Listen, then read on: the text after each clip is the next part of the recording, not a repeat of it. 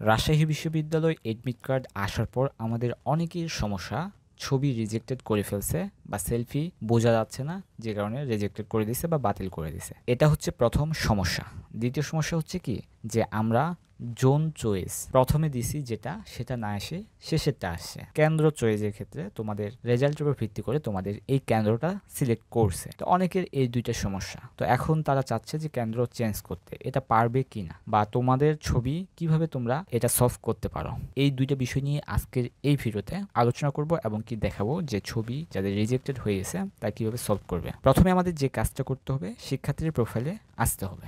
তো এখানে দেখো বাম সাইডে কমপ্লেন্ট বক্স আছে।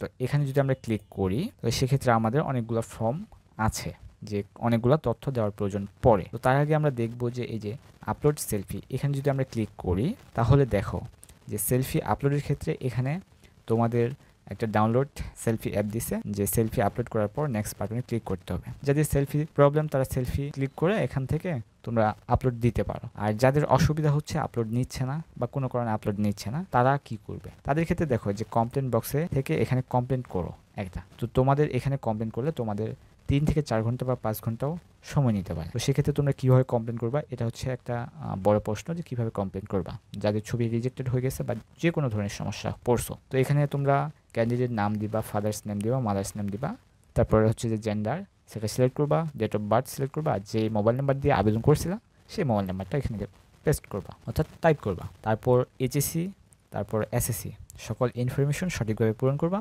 এখন আসি যে গুরুত্বপূর্ণ বিষয়, যে সমস্যার বিবরণ। এখানে যদি আমরা ক্লিক করি তাহলে দেখো এখানে তোমার অনেকগুলো সমস্যা দিয়েছে। তার মধ্যে এখন বর্তমান যে সমস্যাটা আমরা পড়ছি, সেলফি বা ছবি বা প্রশ্নপত্রের ভাষাও যারা পড়ছো এই ধরনের সমস্যা, তারাও এখান থেকে চাইলে সলভ করতে পারো।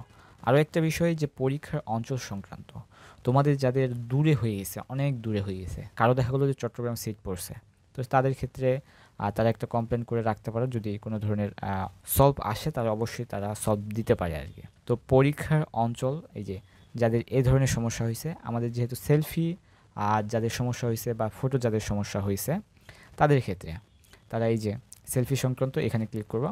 ক্লিক করে এখানে একটা সমস্যার বিবরণ সুন্দর করে লিখবা, যেই সমস্যাটা দেখে তোমাদের সলভ করবে। তো সেক্ষেত্রে তোমরা এটা করতে পারো, যে এখানে সকল কিছু ইনফরমেশন দিয়ে একটা কমপ্লেন করে রাখো, যে দিয়ে 4 থেকে 5 ঘন্টা পর দেখো যে কি হয়। এটাও যদি না হয় তাহলে তোমরা এই যে হেল্পলাইনগুলো নিচে আছে, এই যে বাম সাইডে হেল্পলাইনগুলো আছে, এগুলো কল দিয়ে তোমাদের সমস্যাগুলো সলভ করার জন্য এই হেল্পলাইনগুলো কল দাও। তোমরা এখানে আবেদন করো প্লাস ওই যে হেল্পলাইনগুলো কল দাও। তো এখানে আরেকটা বিষয়, যে পরীক্ষার অঞ্চল চেঞ্জ হবে কিনা এই বিষয়টা।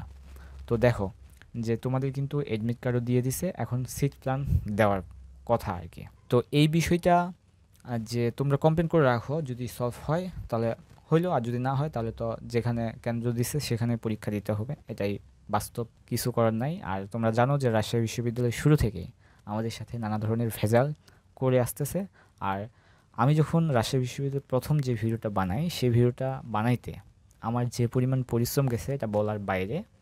তবে সেই ভিডিও বানানোর জন্য আমার পুরো একদিন সময় লাগছে। যেদিন আবেদন শুরু হয়েছে, যে রাজশাহী বিশ্ববিদ্যালয়ে আবেদন, আমি প্রথম আবেদন দেওয়ার ট্রাই করছিলাম যে ইউটিউব চ্যানেলে, আর ইউটিউবে ওইটা মনে হয় প্রথম ভিডিও ছিল আর কি, কীভাবে আবেদন করতে হয়। সেই ভিডিওটা বানাইতে ভাই যে পরিমাণ পরিশ্রম গেছে আর যে পরিমাণ ভেজালের মধ্য দিয়ে গেছে সেটা বলার বাইরে।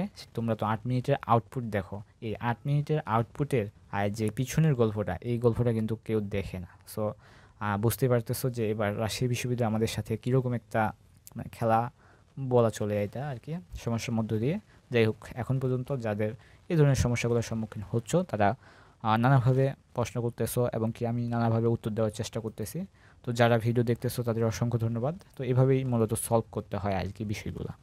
তো তোমাদের পরীক্ষার অঞ্চল যাদের সমস্যা হয়েছে বা সময় মতো আবেদন সম্পূর্ণ করতে না পারো, এটাও কিন্তু দেখো যে তোমাদের সময় মতো আবেদন সম্পূর্ণ করতে না পারা সংক্রান্ত যদি হয়ে থাকে, তাহলে অবশ্যই এই যে টাকা পেমেন্ট, এক শিক্ষার্থীর টাকা পেমেন্ট করে নেয় রাত 12টার পর, তারা টাকা পেমেন্ট করতে পারে, তারাও যদি এখানে কমপ্লেন করে তাহলে সেক্ষেত্রে এই যে এখন কমপ্লেন করতে পারে আর কি। তো যদি আরও অন্যান্য সমস্যা হয়ে থাকে তাহলে সেক্ষেত্রে অন্যান্য সমস্যা দিয়ে সেই সমস্যাগুলো সুন্দর করে একটা বিবরণ দিবা, দিয়ে যে ক্যাপচার পয়েন্ট পূরণ করে তোমরা সাবমিট অপশনে ক্লিক করবা। দিয়ে তোমাদের কিছুক্ষণ অপেক্ষা করা লাগবে, 2 থেকে 3 ঘন্টা, দিয়ে তোমাদের সাথে যোগাযোগ করতে পারে আর কি। তো এই হচ্ছে তোমাদের, এটা ছাড়া আর কোনো মাধ্যম নাই।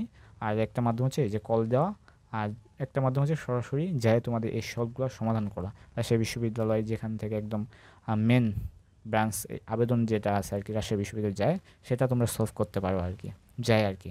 তো সেটা অনেক লেন্দি প্রসেস হয়ে যাবে, তো সেক্ষেত্রে তোমরা কমপ্লেন করে রাখো যে 4-5 ঘন্টা থেকে পর তোমাদের কী রেজাল্ট আসতেছে দেখো, এবং কি এই ভিডিওর নিচে কমেন্ট করো যে আমি সব সমাধান পেয়েছি যদি হয়ে থাকে আর কি।